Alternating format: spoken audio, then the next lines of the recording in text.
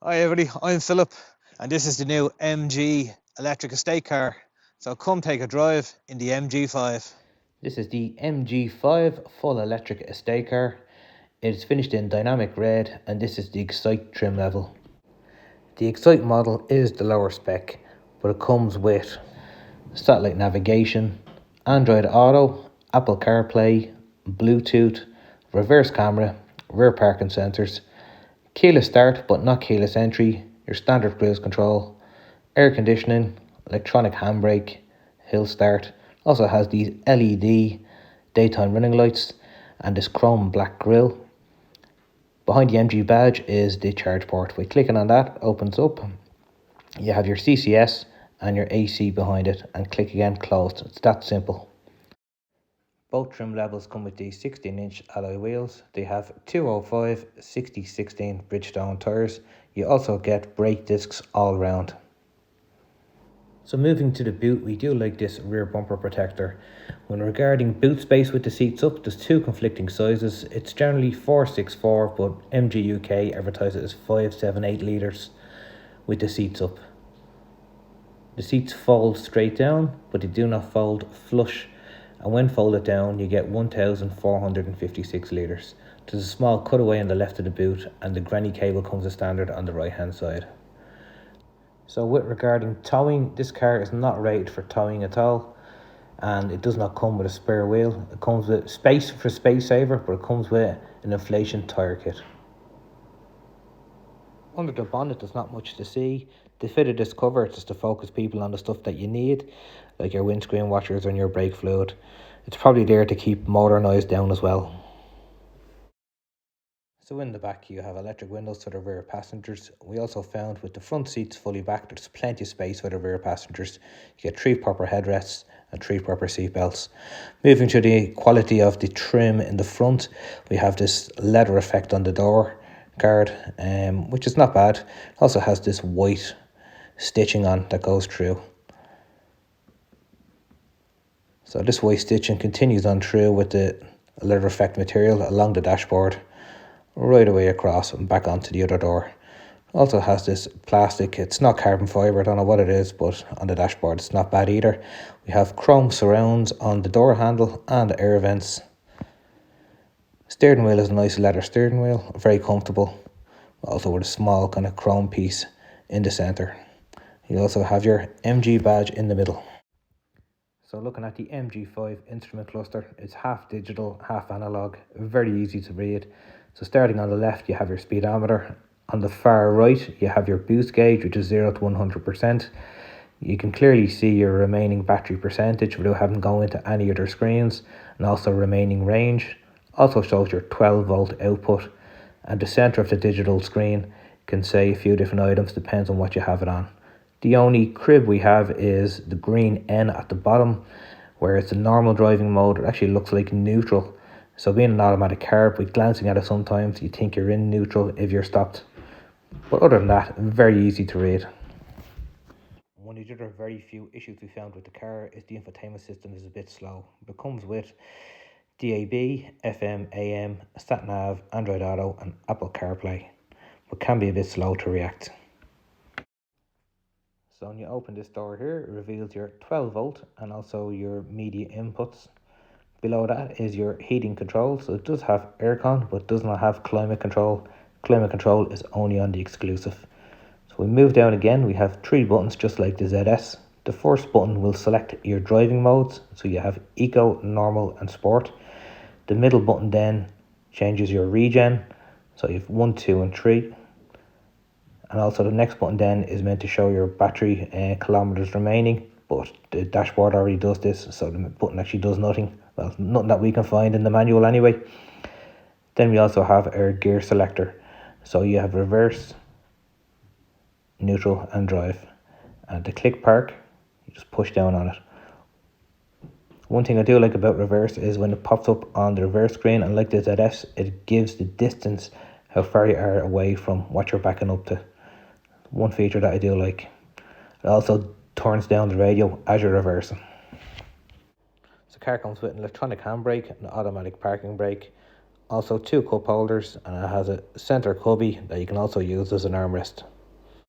What the MG might lack in style, it does make up for in function and comfort. When we were driving it, we found it a very comfortable, very spacious car.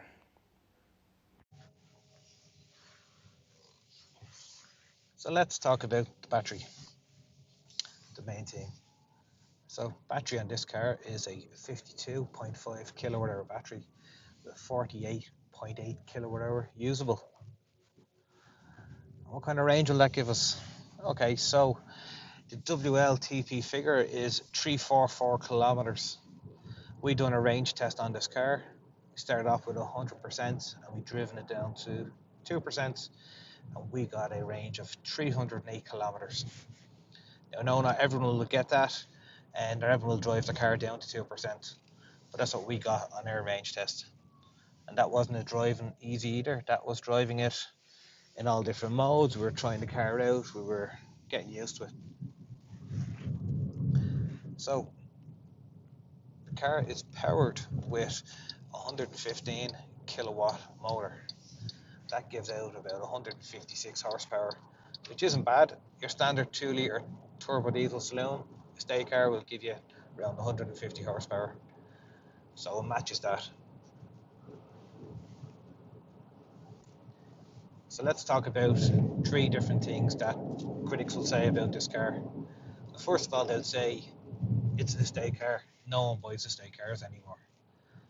Okay, years ago, estate cars used to be a big thing, and now it's all SUVs and crossovers, and everyone wants to keep up with the Joneses and have a nice looking car. This is an estate car. It's not the most attractive looking car in the world. It'll blend in with, with any car in the car park, but it's functional. It'll do what it's meant to do. So I was a big fan of estate cars. Had a few, and I just love the practicality of an estate car. And this is what this is. This is just a very functional car that does exactly what it's supposed to do. So the next item is then that it's an electric vehicle, fully electric vehicle, a BEV. And people will give out, no, I won't be able to drive. But battery electric vehicles have come along. So with the battery that's in this car, it'll get you up to 300 kilometers, real life range. And that for me is enough. That would do my week's driving. And for a lot of people, they would do theirs. And even I think this car as a taxi with the new taxi grant would be fantastic. There's a lot of space in the back. In the back seats, even with the driver's seat quite back. So it is a very, very roomy car, which you don't get in some of the crossovers. It would be a great taxi. Does the range, charges fast, it has CCS charging, it also has fast AC charging of up to 7 kilowatts through Type 2. It also has a liquid cooled battery as well. So if you're worried about the battery overheating with multiple charging, the battery is cooled. So the other item people might give out about is the last critics is that it's MG. Oh, MG, they're Chinese, they're new. Or my dad used to have an old MG. MG stands for Might and Go, and all the old issues that MG had. So MG was a British company, and they eventually didn't have a good run, and they were closed down and bought out by Chinese company. Chinese company are selling their product with the MG brand on it in Europe. The reason why they're doing that is it's easier to sell a known name, like that was MG was a household name, than it is to sell with their current Chinese branding because no one would recognize it. So they're given a 7-year warranty with their MG5 EV, which is quite good. So like a lot of early cars, so your Hyundai and your Kia, so your Korean cars back in the day as well were shunned upon because where they came from, people thought of poor quality. But they started giving 7-year warranties. Their manufacturing was done very, very well, and now they are one of the best-selling cars in Ireland. So you can't turn around without seeing a Hyundai or a Kia anywhere. So people have really good trust in them. So Chinese cars might go the same way, Let's talk about the quality of the build of this car. Drives very solid, very well. It wouldn't be as solid as you'd find in an Audi estate.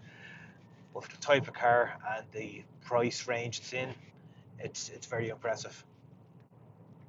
I would have no problem driving this car and buying this car. So if you're to opt for the next trim level up, the exclusive, you'll get roof rails, keyless entry, auto dip mirror, heated mirrors, climate control, rain sensor wipers, an auto dip mirror, leather seats and heated front seats. At the time of recording, we do not have the pricing in Ireland for the MG5. Don't forget, support the channel and subscribe and like the video.